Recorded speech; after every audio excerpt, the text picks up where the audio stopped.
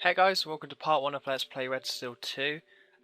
Quickly before I start up the game, I need to kind of talk about why I'm doing Red Steel 2. Because I said I was going to do one of the LPs or one of the games that didn't win the vote that I had. But when it came down to it, I tried to record the first part of Ultimate Spider-Man. It didn't go well. I recorded 3 parts of Everything or Nothing. It didn't go well.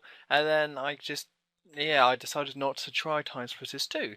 So instead of doing any of those games, because there are games that I want to do and all that, but there's so many games out there that I could do, I thought, hey, I just uploaded a review of Red Steel 2. Someone left a comment saying you should LP this game, and then from what I can tell, people do like this game, and I enjoyed playing it, so I'm now LPing it. I thought I might as well. As a side LP, it's a pretty good one because it's a good fun game, but it's only about 7 hours long and I've already beaten it before, so I'm not actually going to get lost or anything like that like I usually do. Yeah, let's start a new game. What should we have? Let's go for this guy. He seems pretty cool. I'm gonna go medium because, yeah, I mean, it just makes sense. Why wouldn't I go for medium? So yeah, so this is Red Steel 2, and we start off with a cutscene, but okay, we need to sync this properly. Yeah, you have to do this every single time with the Motion Plus. I don't quite know why, but you know what? It's not that much of a big deal. So alright, what's going on? What's going on here? Got some falcons. Whoa, not falcons. What am I talking about? We've got some vultures. I don't know why I said falcon.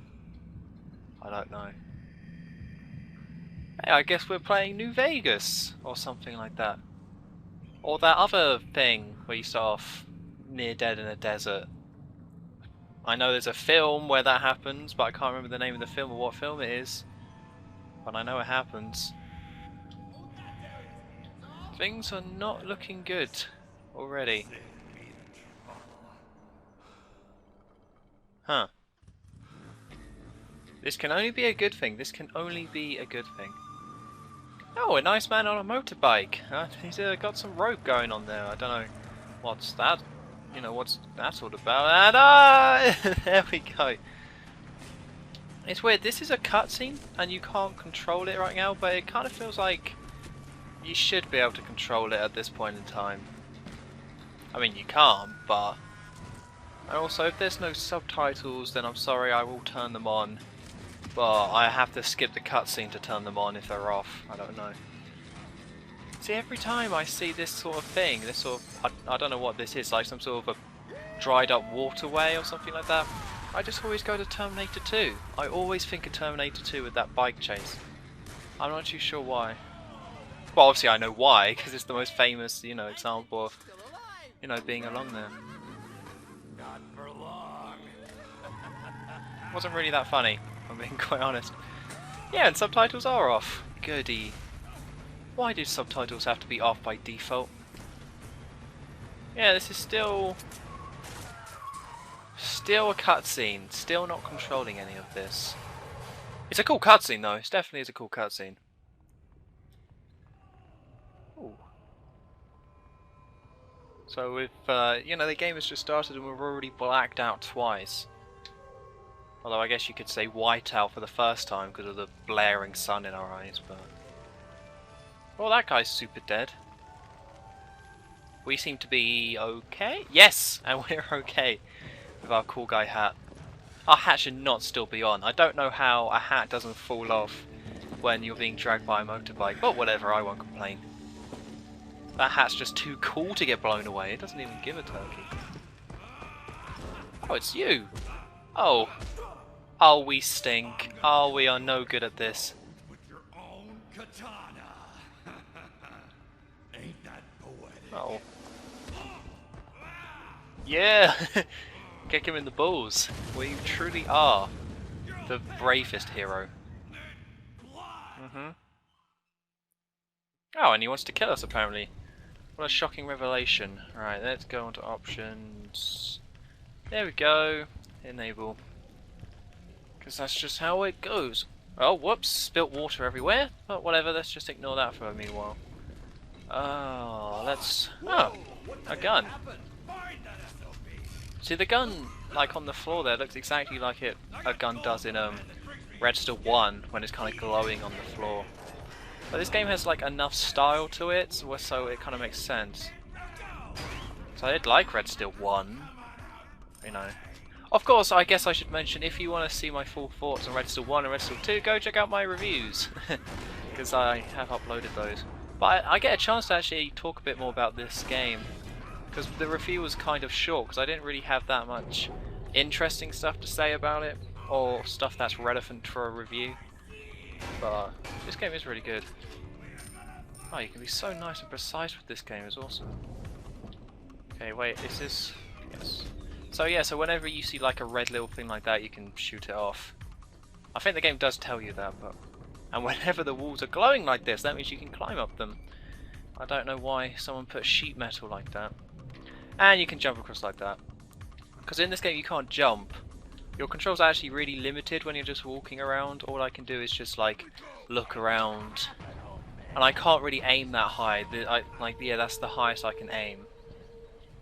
And you know, it's pretty cool because they've done it so that it kind of slows down when you're aiming upwards, so you can't like go flying all over the place.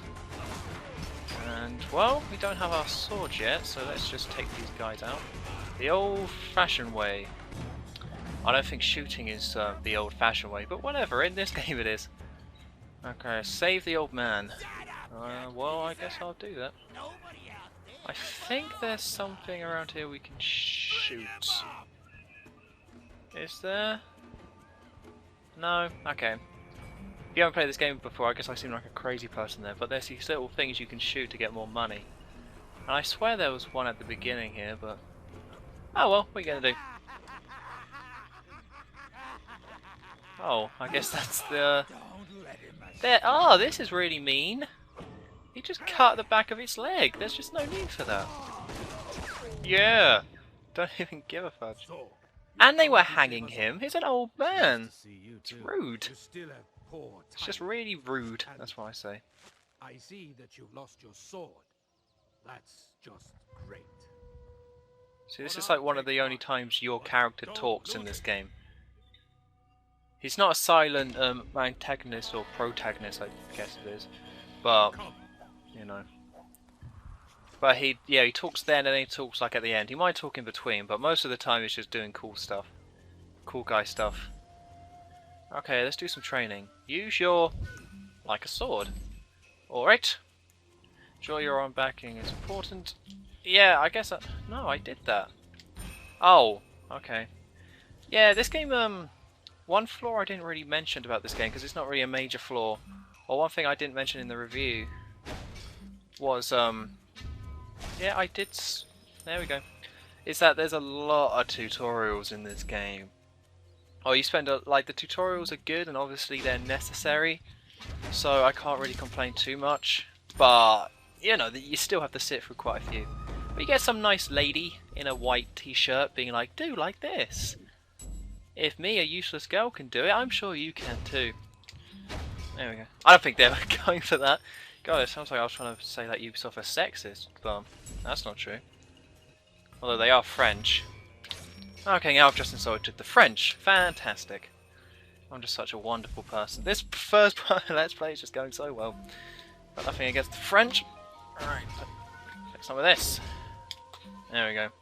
Yeah, so I don't really need to explain all the things of the controls. You can kind of, the fact that I have to sit through this tutorial, you can kind of see exactly what you can do. You just got a basic swipe, you got a more wider, powerful swipe, and then you got a stab attack. Alright, let's defend myself. Parry! Yeah! Stupid dummy. He was all like, oh, I'm gonna get you. Okay. See, I think this is the only problem with the tutorial. Like, yeah, we just have to now wait. And you have to go through every aspect of the combat. It's worth it in the end once you can actually do everything. Whoops. Come on. I did. There we go. What an idiot. Okay, you can also move my parrying. Parry it. Okay. See, for some reason they make you do this again. I don't quite understand why. Oh, come on then. And you're dead? There we go. Okay, don't make me do that again. Yes! So, you have not forgotten all you have been taught. Good. Well, I know how to swing a sword, yeah. I should welcome you back. I haven't forgot how to use my arms. Not, Although I probably should have been Your plan gravely was right injured to during that banish you, motorbike bit. but it seems Oh you well. are all we have. Since the jackals Wait, you got invaded banished? I we have forgot not about that heard part of from the other story. Kusagari. You are the first. Yeah, this story, it's I made the point in the I have a review, but yeah, this story has like no Take- context speak with Tamiko. at the beginning. It's Yes, weird say how they just Tamiko. throw you into She it. is helping us. Try to You know, a do game this doesn't right. have to have like tons of setup to get you invested in the story, but this game is kind of weird at the beginning. There's like, you're in some sort of weird Japanese western, which is already, you know, that's fine, but then it's like, oh, here, like something's going on and you're showing up halfway through it to save the day. It's kind of a bit odd. Oh, what was that? Yeah, Kusasari. Yeah, sure.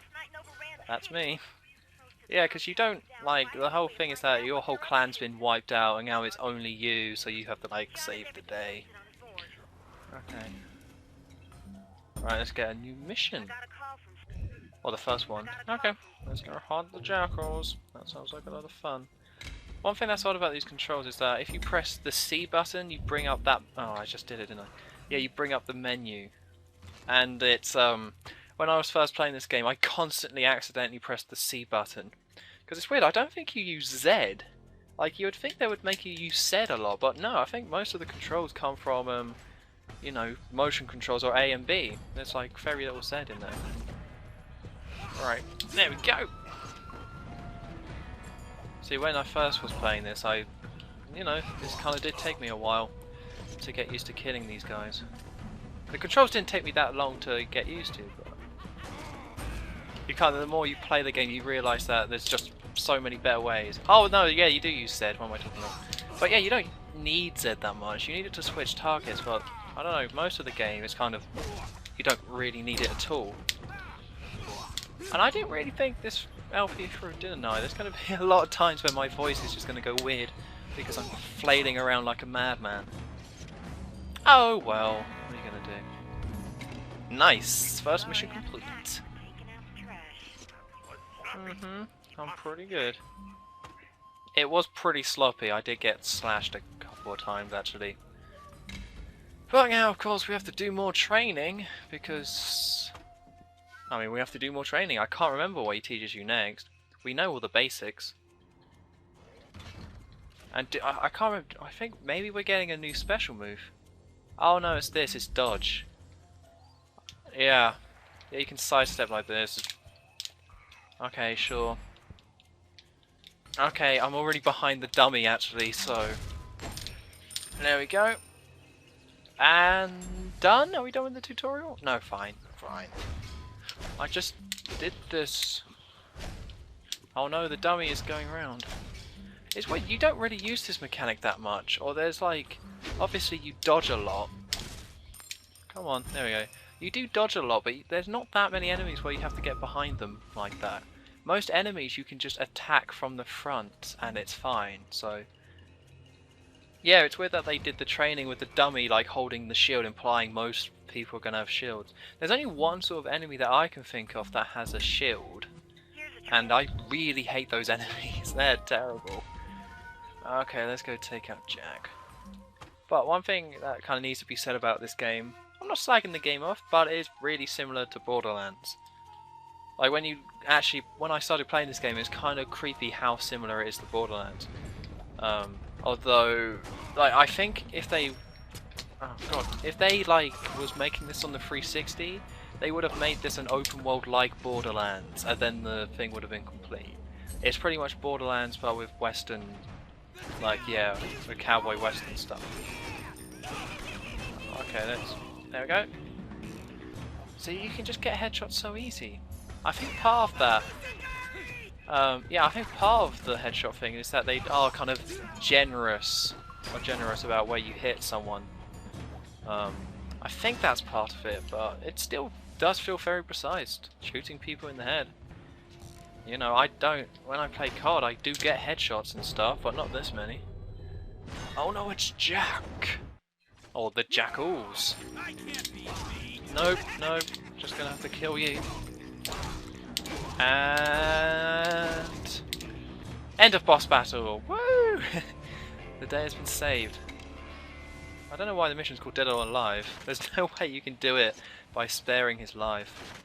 Yeah, because they took that out of this game. In Red Steel 1, one of the big things was that you could shoot an enemy's weapon out of their hand and make them surrender, but they took that out.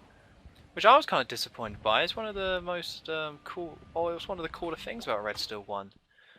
Although it did mean that, you know, sometimes you kind of had to do it, even if you didn't want to. Not really. I just went wah wah wah wah, just flailed my fist a bit, or my hand, and he died. He didn't really attack me, but the Kusagari code binds even me.